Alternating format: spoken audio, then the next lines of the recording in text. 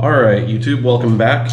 It's a little bit of a different style video today. Pardon the mess in the garage. I've got several of my own projects and my son's projects going along, but today I'm going to finish making up the wing stands, or at least the welding and fabrication part. So I'll take you guys along for that. I'm not sure how much the camera is going to appreciate the welding or not. I'll try and shield it as best I can. But we're just going to get these fabbed up, and then the rest for mounting the brackets and everything else to these we'll do later on once I finally actually have wings and spars to make them up with. Anyhow, let me get you a look at what I've got here. Don't judge me. I learned how to weld a while back, but it's been probably 7 years or more since I've welded. I'm also using a cheaper but fairly capable little 110/220 volt eBay multi-process welder that we bought for our son last year. It's not making the prettiest welds, but they are strong enough to hold and do what I need this to do. So again, hold the judgment. This will work for what I need to do. I'm just using MIG machine with flux core wire. Like I said, good enough for this job. Ideally, I probably should have used stick, and TIG would be the prettiest, but gonna use what we got to get this done. Later on, I'm going to drill holes in the floor, mount anchors, and bolt these stands in place, and then once those are done, I'll pull the bolts out and I'll put grub screws in to seal off the holes, and then I can use them again later on if I need to build more wings for something, or if I just want to use the bolts in the floor. So what we got, let me show you. I've got steel plate for the base. I have already had these cut to 1 foot square. I cored some holes into them for the bolts. I used a mag drill for that. These are very, very thick plate. I'm not even sure what thickness this was. This was some scrap that was laying around at the metal supply company that I got a good deal on. Let's go with that.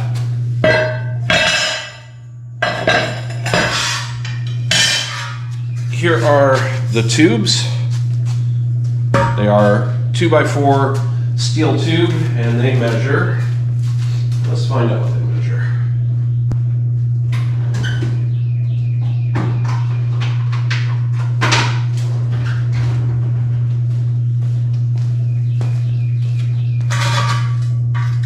Yeah, it's straight up 2x4. And they are about 5/32 thick. This is going to be plenty strong enough for all the stuff that needs to be done.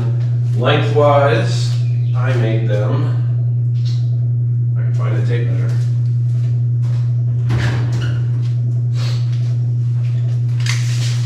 Lengthwise, I have made the tubes 52 inches long. Based on everything I've seen online, that should give me enough height to mount an L bracket later on.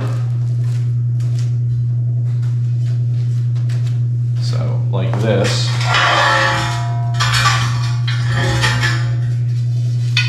I'll cut this to length, and then I'll have an adjustment point here with a threaded rod so I can adjust this up or down, and then this will be the attach point for my spars. I'm making these as straight as I can. That's to say they're straight-ish, but I'm not too worried about if they're off a little bit, or you can see this one's kind of wobbling from all the heat I put into it. Not worried about any of that. I have shims I can put under it when I mount it to the floor. It'll get bolted down tight, and then anything that's not perfectly level should be able to be taken out with the adjustment on these brackets. That's the goal for that. Once they're all done, I'll get them cleaned up and painted so they hopefully don't rust and rot away. And I'm trying to think what else. Once I'm completely done with the wings, if I don't need them anymore, I'll probably donate them to my local EAA chapter. That way, if somebody else wants to use them, they'll be available. I'll get you some close-ups of what some of the finished welds look like, and I'll just set the camera up. I'll stop the voiceover here, or the voice recording here in a minute, and I'm just going to get to work on it. I've got These little braces you see down here, I already cut out several little pieces of flat stock. And I'm just going to put 3 braces on each one. And then I'll set them up accordingly so that the brace on this side is the way that the spar hangs off, and this will be on the inside, so all the weight is pulling against those braces. The reason this one rocks is because even though that's a little tiny welder, I was able to put enough heat into it to kind of potato chip and warp that big thick plate. That's going to happen unless I go with really tiny tacks, which I'm doing small stitches, but the only way to truly avoid that would be to have a no-kidding welding fixture table and a whole bunch of other stuff. I don't have all of that, and I'm not going for that kind of precision with these, so again, not going to worry about it. So we're going to set this one off to the side because it's pretty well done. I'm going to do these a little different than I did these two, because I welded the tube on completely first, which is necessitating me having to go and grind this corner off so it fits around the weld. But I think for these next ones that you're going to see me do, instead I'm going to put these on as I go, and these, instead of fully welding them because I think that's overkill, I'm going to put a small bead around each of the ends and down into the corners, and that'll be more than enough for the compression that it should be under later on. So that's enough of that. Let me get stuff cleaned up. Let me swap you over to silent mode, and I'll get kitted up and ready to start welding. Let me get you a look at the welder. So that's it. It's nothing terribly fancy. I think it was like 200 bucks on Amazon last year, but something new for the channel. I had a visitor in the shop yesterday. Chris from that Hippie Pilot channel came by, checked out the shop. He wanted to look at the welding setup. I feel bad that we didn't actually get to do any welding or do any of that with you. I'm sorry, Chris. My son was working on his truck, and I didn't want to get into the whole flash blindness or arcing while the kid was around. So I didn't really do any welding. But I promise if you want to stop back by sometime, we'll bust out some scrap steel and you can have at it. But he also talked to me about some other stuff, and I'm going to start including affiliate links, hopefully starting in this video. Things I've bought off of Amazon, I'm going to go ahead and throw affiliate links in there. And if you like the stuff, if you want to use it, I'll give you honest opinions on everything I put in there. I won't put a link to anything that I think is garbage. So I'll link the welder, and I'll start linking all of the other tools I've bought off Amazon. So if you want to go look at what I bought, buy it for yourself. It'll help me out, maybe buy me a tool later on. Either way, that's coming. So enough of that. I'm going to stop this video and then restart it after I get you set up, and we're going to start doing some welding.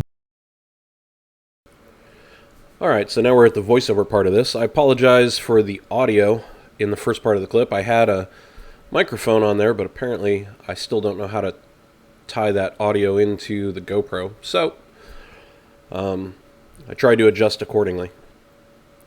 So now I'm just prepping the parts. I've got a flap disc on the angle grinder there, and just cleaning everything up, getting the mill scale off and corrosion and whatnot, so that I got a fighting chance at getting a decent weld, halfway decent.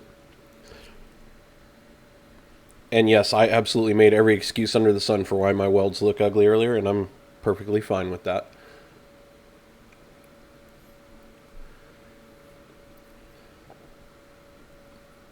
So if you notice, I don't have those posts perfectly centered on those plates. I did that on purpose. That staggered side is going to be the side where the arm comes off and the weight hangs, so I figured it would be better to have the post slightly offset from center, so the weight is still somewhat central over the plate. Put the least amount of stress on the anchor bolts that I put in the floor later. Also, if you hear any noise in the background, I've got the 3D printer next to me cranking away, so I apologize for that, but it is what it is. So I got the square out now, and I'm just making sure that that post is square to the plate before I put the magnets back on to help hold it, and then I'll start tacking it and getting it welded up.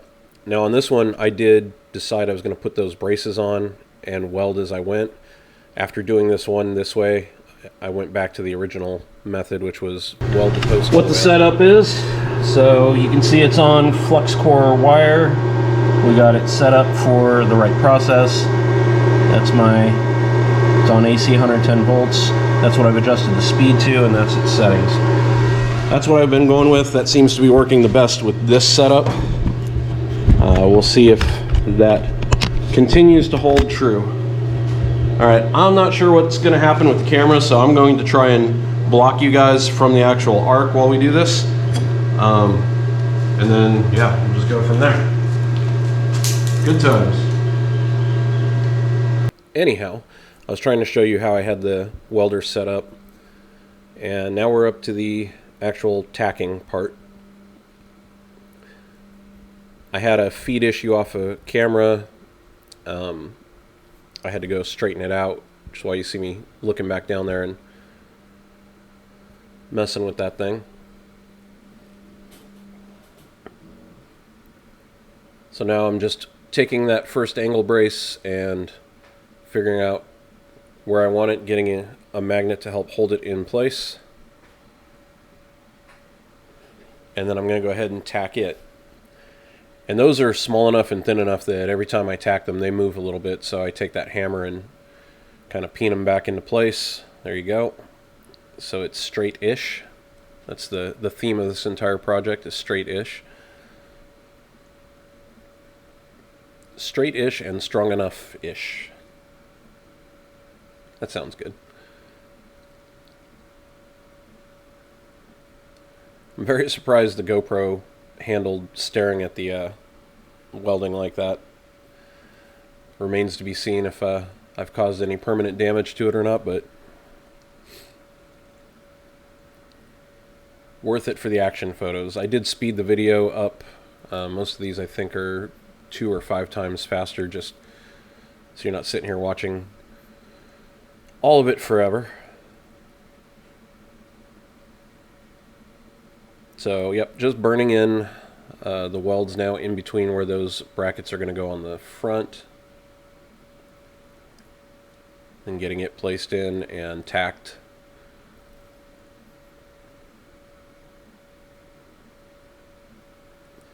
And yes, I should be wearing gloves. That glove you see in the foreground is way too thick for trying to use the MIG torch like that. So, I just prefer to go without the gloves. If I was doing something thicker, or especially if I was doing stick, I'd be using gloves. Or if I was going with TIG, I'd have a much thinner set. So I've taken it down to the floor. It's kind of cheating, but gravity is not always your friend when you're welding, and if at all possible to realign your workpiece to let gravity help you, I'm all for it. So that's what I'm doing now. I'm down on the floor and I'm doing those stitches on the support brackets.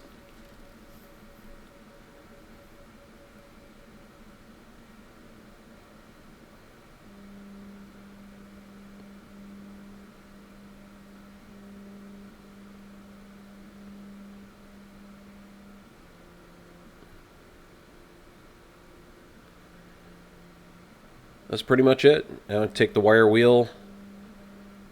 I am going to put the glove on for that because those little wires hurt when they come flying off.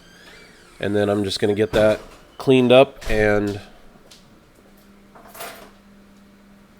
make sure it all looks like it's good.